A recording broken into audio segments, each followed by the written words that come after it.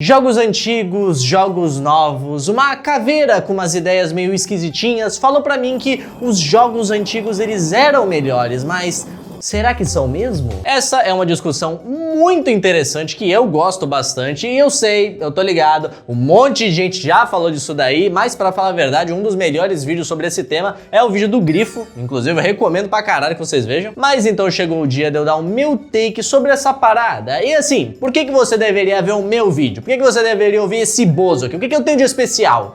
O pilão do Zangief, esse é meu especial. Eu sou uma pessoa que não é afetada por nostalgia em nenhum nível. Eu odeio esse sentimento de nostalgia por me trazer essas memórias falsas. É um papo meio psicopata, né?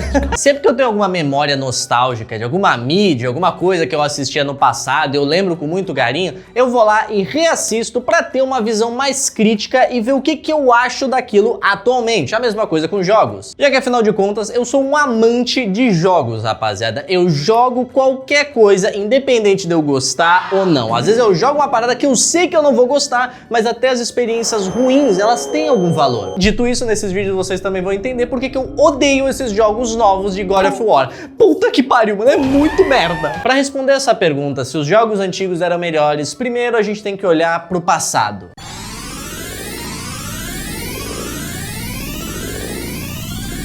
Em uma era onde várias novidades estavam nascendo, existia um grande motivo para as novidades estarem aparecendo à torta à direita, porque tudo era novo. Desde coisas simples como checkpoints serem um macaco dentro do barril até o Mario dar um pulo giratório, essas coisas eram novidades porque nada tinha sido feito assim antes. Só que conforme o tempo foi passando, as novidades paravam de ser tão frequentes assim, dando mais essa repetição, esse sentimento de mais do mesmo. Mas claro que esse não é o único motivo, né? Por conta de no passado os consoles terem muitas limitações para criar jogos, os desenvolvedores precisavam fazer jogos que fossem vender. Então eles precisavam de um aspecto muito importante para conseguir criar essas obras: criatividade. Donkey Kong Country para mim é um dos melhores exemplos disso, porque ele usava sprites de modelos 3D pré-renderizados que pareciam ser modelos 3D no jogo, mas não eram só sprites, só que dava esse visual diferente, se destacava. Mesma coisa com o Mortal Kombat, por exemplo, que era literalmente pessoas fazendo os movimentos dos personagens. O que é meio engraçado quando a gente para pra pensar, né, mano, que hoje em dia a gente tem consoles que aguentam literalmente tudo e essa é a era menos criativa dos AAA. Essa mesma limitação dos consoles também fazia com que muitos dos jogos tivessem um visual mais cartunesco ou estilizado, já que se fosse tentar fazer algo muito realista em consoles que não tancavam,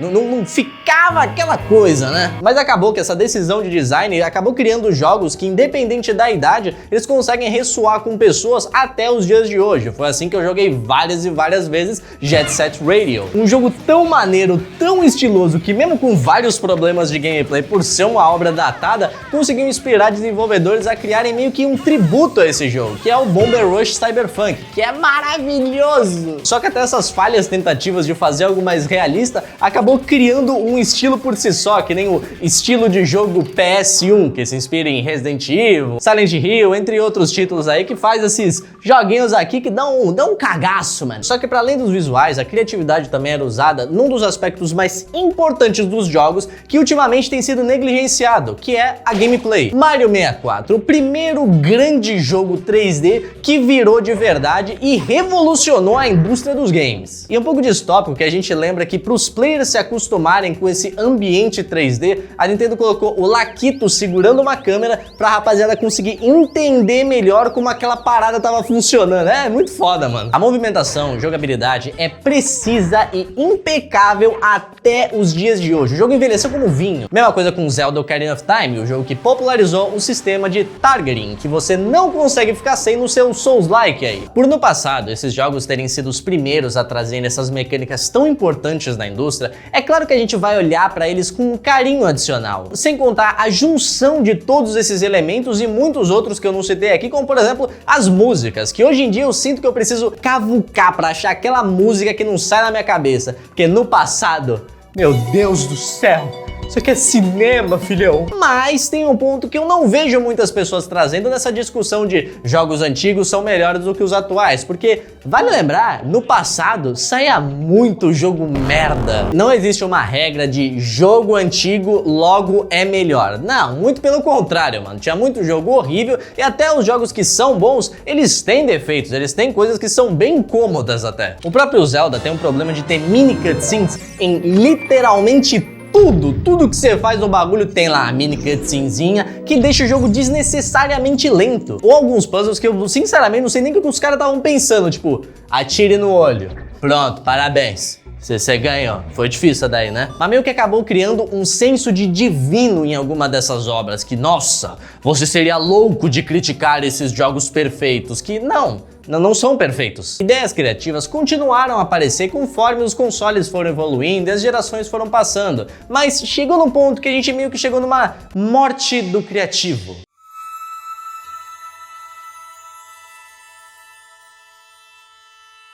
Vamos pegar, por exemplo, Devil May Cry e God of War, ambos os jogos lançados e popularizados no mesmo ano, pelo menos as versões que importa, né? E a evolução dessa franquia é notória, tá ligado? Até quando pulou de geração, eles continuaram lançando sequências que eram a versão refinada das coisas que foram apresentadas desde o início. Gameplay cada vez melhor, as músicas mais interessantes, a história foi evoluindo e se tornando algo cada vez mais esclarecedor, só que de um jeito que te deixa interessado em ver como vai ser os próximos acontecimentos, tudo para chegar no seu ápice e as coisas se desviarem de caminho. God of War para PS4 deixou para trás toda a sua gameplay hack and slash, o estilo que ele tinha antes, para ser um jogo meio hack and slash com a câmera em terceira pessoa, mas esse é um tipo de gameplay que eu nem chamaria de hack and slash, é um bagulho bem diferente. Já que me responde aqui, vocês já jogaram esse jogo na dificuldade máxima? Então eu acho tão legal quando eu levo uma porrada nas costas de um bicho filho de uma puta, porque a câmera está socada no rego do Kratos, coisa que não acontecia quando a câmera era desse jeitão aqui, né? A história de God of War sempre foi uma parada bem principal, tá ligado? Ela sempre esteve ali. Só que quando rolou essa mudança pra focar ainda mais na história, meio que eles deixaram totalmente pra trás aspectos de gameplay que seriam muito interessantes ver refinado hoje em dia e até mesmo subtrair gameplay, porque nossa, eu acho mó legal quando tem um buraco e tem a cutscene do pulo. Caralho, foi desafiador. Ao invés de ser uma separação 50-50, gameplay e história, meio que tá pendendo bem mais pra história. E assim, não, problema não é porque o Kratos agora é pacífico. Pacífico é foda, né? Não é o filho dele, pra falar a verdade que a história nunca esteve tão boa. Só que um jogo não é só a história, um jogo tem que ser principalmente a gameplay. E a personalidade da gameplay se esvaiu um pouco. Não tem mais aqueles visuais impressionantes das correntes girando e os caralho a quatro naquela visão meio top-down. Maior variedade de armas, com melhor personalidade também. Um sistema de upgrades bem simplificado, mas sinceramente até que bem interessante. Basicamente, se a gente pegasse esse jogo aqui e tirasse o Kratos, toda a história, a relevância de God of War e deixasse só a gameplay, o quão popular seria esse jogo? Em contrapartida, a gente tem Devil May Cry 5, que refina todos os aspectos de gameplay do Devil May Cry 4, que são jogos bem diferentes mecanicamente falando, se você é bitolado que nem eu, gosta de aprender combo. Os visuais estão bem mais realistas do que nos últimos jogos, mas isso não é um problema quando a gameplay ela tá ali. O jogo não quer só ser bonito pra você olhar e falar, nossa, olha,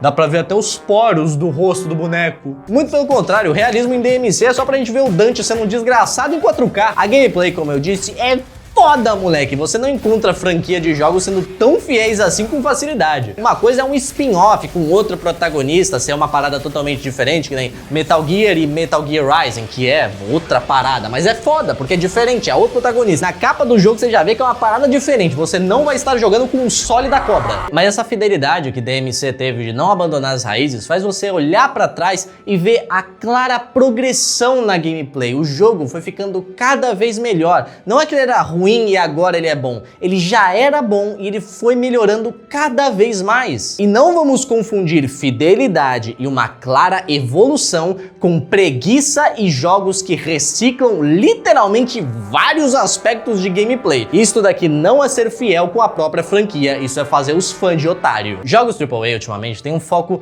muito grande na história, só que de um jeito intrusivo, não criativo e chato. Eu estou cagando litros se a história do jogo é maravilhosa, se a gameplay dele for ruim, ou vários outros aspectos da gameplay tiverem sendo diminuídos pra eu dar 15 passos e assistir a próxima cutscene de 40 minutos sobre diálogos expositivos daquele mundo, enfia o jogo no seu c... No passado, os jogos faziam de maneira diferente. A história era simplesmente uma extensão da gameplay, um jeito de mostrar o mundo e dar um pouco mais de razão para as atitudes do personagem, do protagonista, não ser o foco principal. E mesmo jogos que focavam bem mais na história, como os Final Fantasies da vida, ainda assim, era um gênero que você tava esperando que ele tivesse um foco maior na história. Hoje em dia, meio que quase todo AAA tem um foco enorme na história e removendo a gameplay. Não é mais um aspecto de certo tipo de jogo, entendeu? E a gente tem esse modelo de se pensar até os dias de hoje com praticamente todos os jogos da série Souls. O foco é na gameplay, você não larga o controle pra ficar assistindo cutscene, e pra falar a verdade, eles resolveram essa parada de colocar a história sem ser de um jeito intrusivo, de uma maneira muito mais criativa, com world building. Você entende do mundo de Dark Souls usando os seus olhos, e você pensa, caralho, mano, por que aconteceu tal coisa nesse tal lugar? Olha, esse item aqui está me dando uma descrição do que tá acontecendo, uau, que interessante! A história é opcional, ela não vai entrar no seu caminho pra te fazer entender o que tá acontecendo. Então, se você não quiser ir atrás disso, ok, mano, só zero o jogo aí. Mas Dark Souls e muitos outros Souls-likes acabam sendo uma exceção e não a regra atualmente. Hoje em dia, muitos jogos são extremamente lentos, com puta foco na história e menos na gameplay. Sem contar aquelas empresas que gostam só de fazer jogos seguros, né? Ai, vamos lançar um Assassin's Creed por ano, reciclando várias mecânicas que a gente já usou em vários jogos passados, porque a gente é preguiçoso e não consegue ser criativo desde Black Flag. Obrigado, Ubisoft. Brigadão, hein? O que é a coisa mais comum de acontecer, né? Boas franquias com boas ideias serem fadadas ao marasmo por conta da ganância de grandes empresas. Já que atualmente o meio para vender não precisa de tanta criatividade, então a criatividade fica de lado. Menos a Nintendo, né? Que apesar de eu odiar a Nintendo, e não é brincadeira, quando eu falo que eu não gosto da Nintendo, é do fundo do meu coração. Mas uma coisa a gente tem que admitir, quando eles lançam um jogo novo das franquias principais, precisa nem ver trailer, filhão. Vai lá jogar, o bagulho vai ser impecável. Vai ser um jogo original, com novas mecânicas, mas ainda assim respeitando as próprias origens. O melhor exemplo disso é a franquia de Zelda, tá ligado? Onde tem vários jogos com estilos diferentes, visuais diferentes, gameplays diferentes, mas mesmo assim é Zelda. Uma franquia que é a prova de você consegue mudar e inovar sem deixar de ser o que a franquia era pra ser. Mas bom, falei um monte, né? Basicamente, sim, né? Os jogos antigos eles são melhores do que os atuais. Se você estiver falando de jogos AAA, então sim, porque a gente tem que citar os jogos indies. E não, malandro, relaxa, que eu não vou falar aquela mesma ladainha de sempre, que todo mundo já tá cansado de ouvir, ai, os jogos indies salvaram a indústria dos games. É, todo mundo já sabe essas paradas aí, então eu vou usar apenas um único exemplo pra mostrar uma parada pra vocês. Outer Wilds.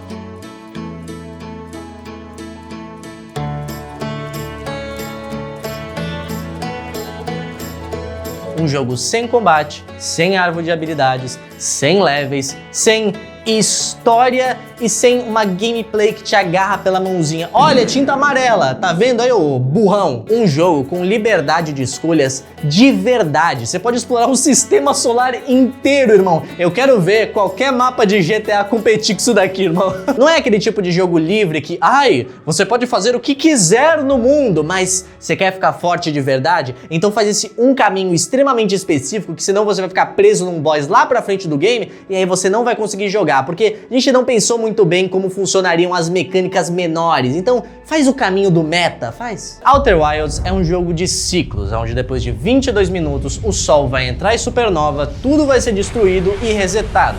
Tudo menos o seu conhecimento. Você sai por aí explorando os mais variados planetas ou corpos celestes que são...